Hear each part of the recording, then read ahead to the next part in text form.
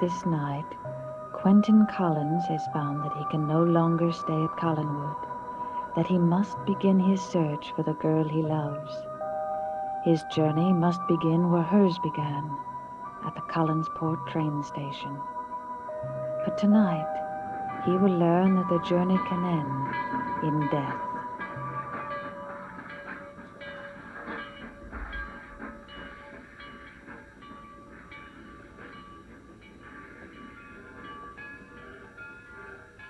That's the train to New York. You told me you were going to Boston. I changed my mind. Then you are going to New York to look for Amanda Harris. What do you know about Amanda?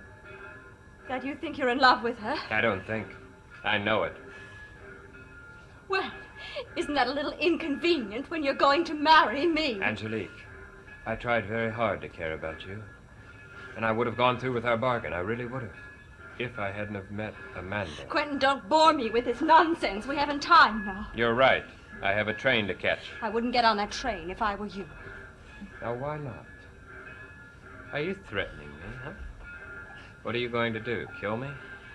Well, you go right ahead and kill me. At least I'll die walking away from you.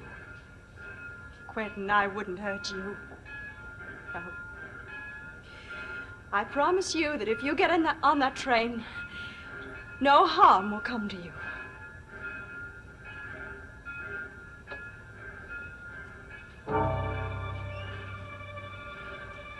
But Amanda Harris won't be quite so fortunate.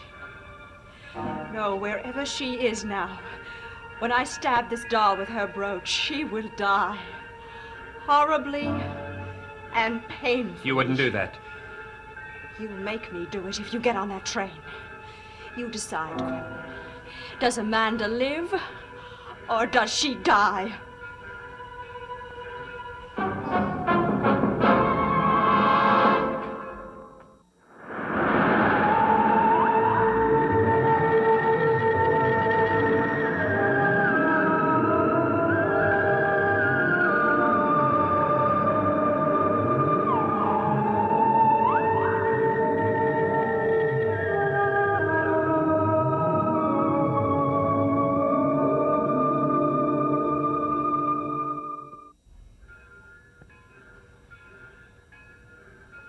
I'm waiting for your answer, Quentin. It seems I have no choice. Well, now, that's my Quentin talking. A little less romantic, a little more realistic. Don't touch me. Why not? We are engaged, and we're going to be married. And then you can get on any train you like. With me. I'm not going anywhere with you. Yes, you are. You're going back to Collinwood and plan our wedding day. Doesn't it bother you that I detest you? Yes, of course it bothers me. But you'll get over that. I'm sure of that. One day Amanda Harris will leave your mind as easily as that train just left the station. I'll always grieve for Amanda. Don't grieve, Quentin. Don't grieve, or you'll be grieving for a dead girl, not an abandoned one. Shall we go back to Collinwood?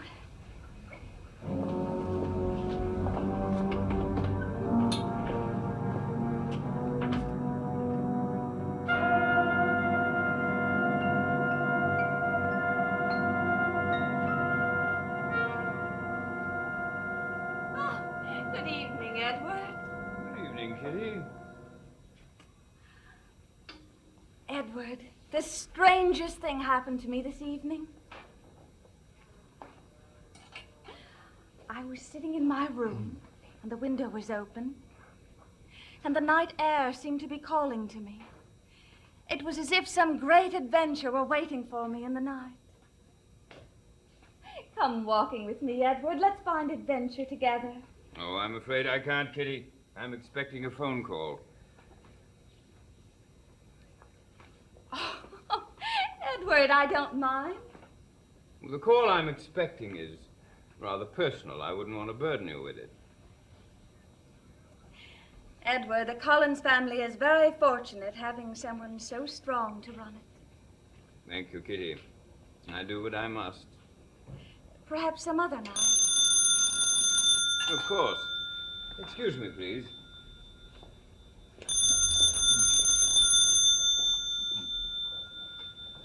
Hello? Oh, yes, Dr. Seward. Oh, thank you for returning my call so soon. Yes, I wanted to ask you how my sister is doing.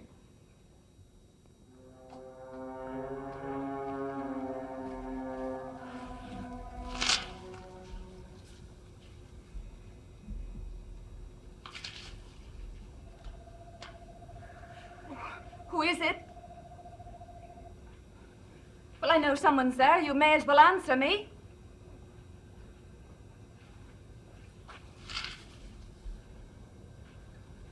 Who is it? Edward? Edward, is that you? Who is it? Leave me alone. Leave me alone!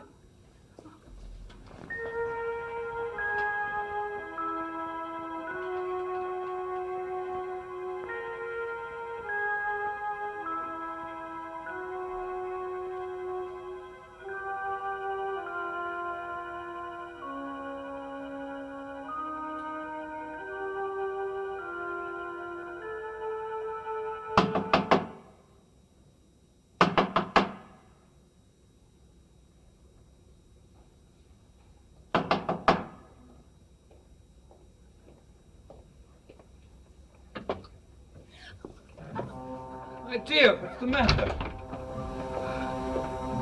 You're trembling. What happened? I don't know. What do you mean? I was in the woods and someone was watching me. Was it someone that you could see? No, but I know that I wasn't alone. Someone watching me, watching every move I made, never took their eyes off me. Oh, it must have been some stranger who took a wrong turn. No, it was no stranger. I had the feeling that it was someone who knew me very well. How very curious. Who is that? It's Quentin's fiancé, Miss Dubois. My dears, you haven't met. I would like you to meet... You were in the woods watching me. You've always watched me, always spied on me. Well, you won't spy on me anymore.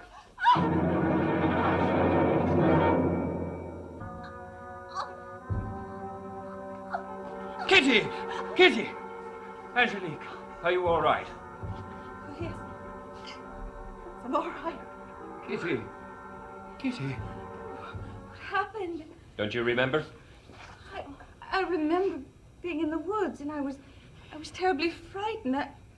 Someone was watching me. You accused Angelique of watching you. Angelique? Quentin's fiancé. I was introducing you, and you tried to strangle her. I tried to strangle her? I can't believe it. I don't understand. Did I hurt you, Miss Dubois. No, you didn't. Well, I don't even know how I can apologize for something like that. I can only say that I could not have been myself. I don't know what I could be thinking to... Please forgive me. A night like this can cast all kinds of spells on people. I would like to go to my room, Edward. Let me go with you, Kitty. You're still as pale as if you'd seen a ghost.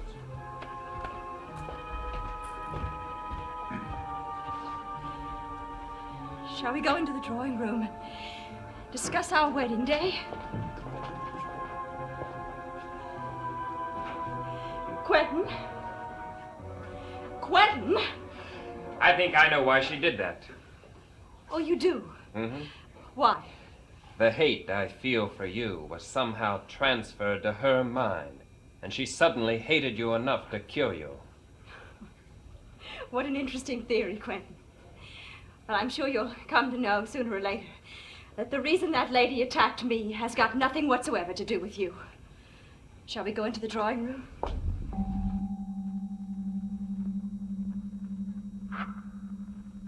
I would like a brandy. Please. After all, I'm still a little shaken from my close encounter with death. Too bad she didn't succeed. I'd be free. Well, she didn't. And you might as well face the fact that you'll never be free. So learn to love your jailer. Thank you. Just one more thing. The wedding. Any time this week will be fine. A week from tonight, then.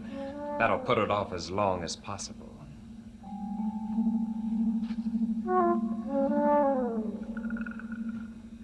Edward, ever since I've come to Collinwood, I've been saying and doing things that I simply don't understand. Perhaps it would be best if I went away. You mustn't, Kitty. Oh, Edward, I cannot go on like this. I think I have an explanation. What is that? Gerald's death was a shock to you. More than you realize. You've kept your feelings in check for too long. It may have affected your imagination. Edward, then you think it's all in my mind? I think so. Yes. Edward, please forgive me if I've been difficult. Only if you forgive me. Why, Edward, I don't understand. I should have sensed when you wanted me to walk with you that you needed me. Well, you had the phone call to wait for. No, I was selfish. I wanted to go with you, but I've always found it difficult to change my plans. But I shall change, Kitty. I would so very much like to look after you. So please don't talk about going away. Edward, I may take a good deal of looking after. I will provide it, Kitty. Edward, I have the feeling that what happened today is only the beginning of something. Well, as a matter of fact, I'm terribly frightened. Oh, Edward, I hadn't even admitted that to myself, and now I'm admitting it to you. But the truth is, I am terribly frightened. Edward, I'm crying. Go ahead and cry, my dearest. It's good for you. It can be a relief from fear. Then you will always protect me when I'm frightened and have patience with my tears. Of course I will. Then I will be safe, no matter what happens. Good night, Edward. Good night, my dear, dear friend. Good night, Kitty.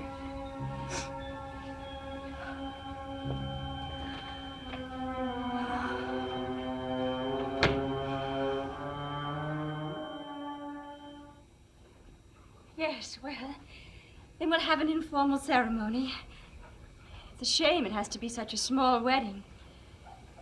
I'll be a beautiful bride. And I'll be a miserable, unhappy groom. Quentin,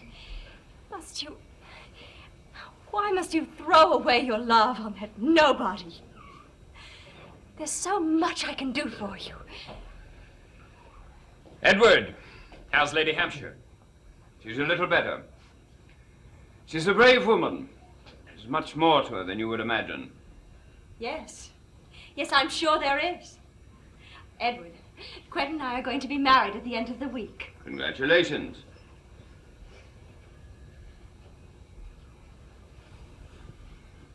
Angelique, would you please leave us alone? I want to speak with Quentin. Yes, of course. Well, what's the big brother tone for this time? I don't like the way you treat that girl. I don't understand your attitude about your marriage. My attitude is my concern, not yours. That girl has suffered enough because of this family. I don't want her to suffer anymore. What do you mean? If you recall, she was victimized by Barnabas Collins. Oh, that's right. So it is, huh? Well, brother, may that be as it is. But let me tell you, I'm going to continue to treat my bride-to-be any way that I choose. I assure you, she understands, huh? Excuse me. Not quite so fast, Quentin. There's another matter, a little less personal, but it concerns us both. I've been meaning to talk to you about it ever since Barnabas was killed. What is it? You found Barnabas Collins in his coffin. And yet, despite knowing that he was a vampire, that your brother Carl was killed because of him, despite all of that, you walked away and let him live. Why, Quentin? Why?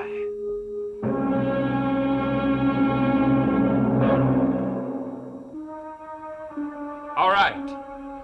I didn't kill him. I admit it. And I want to know why not. Why, knowing what he was? It was Charity Plask who killed him, not you. Well, maybe in the end, Edward, I am as human as you are. What do you mean by that? You had Barnabas Collins locked up in the cellar of the old house. You could have destroyed him. You had the gun and the silver bullets. You could have ended it all right there. So why did you wait for the dawn to do your work for you? Why did you give him the chance to escape? We have both faltered, Edward. And a mad child has finally done our work for us. So let's just drop it at that, huh? Quentin, you can be convincing. I remember your glib tongue as a boy. But I pride myself on being a judge of character, and no matter what you say, I will never trust you completely. What's the matter? Well, you know, I didn't think I'd ever laugh again. And just think, you caused me to do it. I'm not aware that I've said anything humorous. No, of course not. Well, then kindly enlighten me. You just said that you are a good judge of character. Well, if that lady upstairs is any indication of your approval of people, we are all in a great deal of trouble. What do you hold against Lady Kitty? Oh, I wouldn't dream of telling you, Edward. After all, that would be interfering in personal affairs. Nope. I shall let you find out about her all by yourself.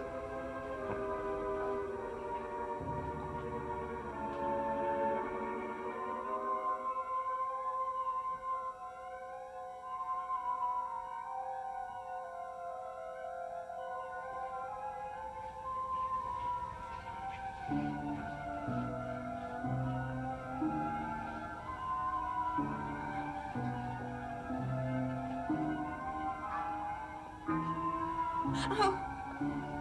Oh. Oh. Oh. Mademoiselle.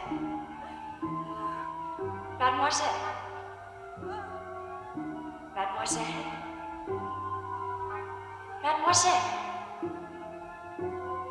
Mademoiselle.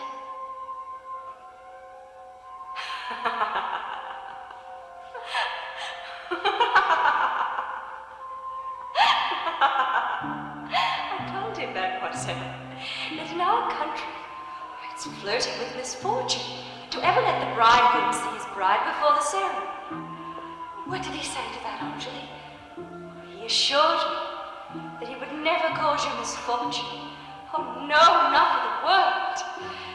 But he begged you to give you some tokens so that you would not forget him.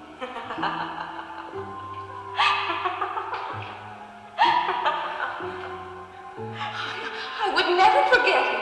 Oh, I told him that. May I see the tokens?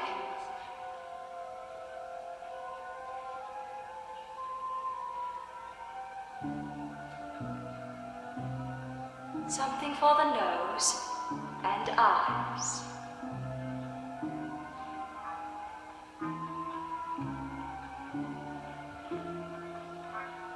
And something for the mind and heart. Poems and songs of Robert Burns. Oh, how did he know that was my favorite? My love is like a red, red rose that's newly sprung in June. My love is like the melody that's sweetly played in tune.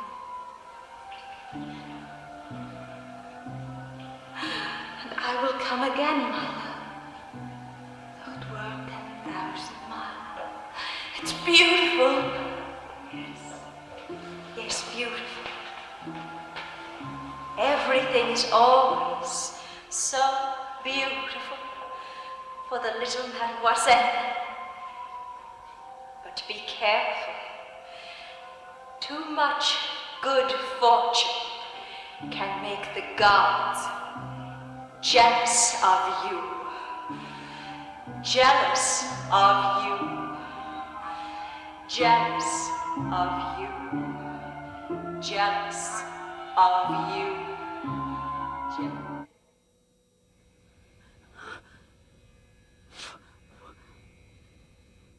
Where was I? Who was I? What was happening to me? Why was Angelique my servant? I don't understand. But I don't really need to. Edward says it's all in my mind.